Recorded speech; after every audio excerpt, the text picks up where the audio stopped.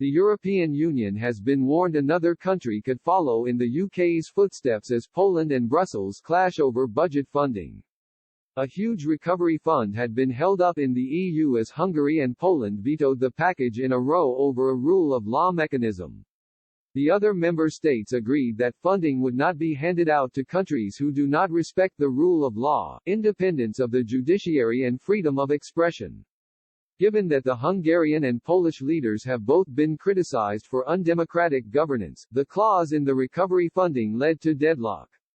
After days of intense negotiations, a compromise was eventually reached, meaning the £1.6 trillion of stimulus funding can now be distributed to the EU 27. However, tension with Poland, Hungary and the rest of the bloc has existed for years, and some are warning that another departure from the EU could be imminent as the UK negotiates its future trading arrangement with Brussels.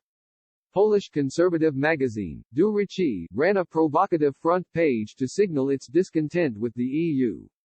It read, "We must tell the EU, enough. Polexit, we have a right to talk about it." The ruling Law and Justice Party in Warsaw has also been warned by its domestic opponents that the repeated clashes with Brussels could sway public opinion in Poland towards Euroscepticism. President Andrzej Duda has used harsh terms to describe the EU, branding it an imaginary community of little consequence for us, while Prime Minister Mateusz Morawiecki recently warned that the bloc risks becoming an oligarchy.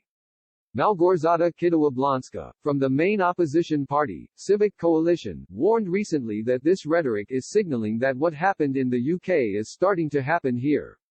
However, while fears of Polexit are growing, opinion polling in Poland still has 80% of people in support of membership, and Law and Justice figures have also said they do not want to leave the EU.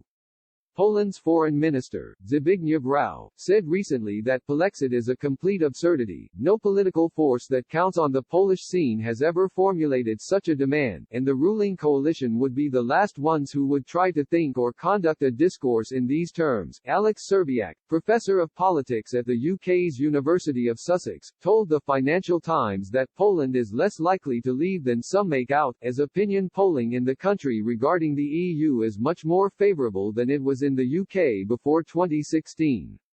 Also, Polexit could have huge economic consequences for Poland, a country which is a net receiver in the bloc.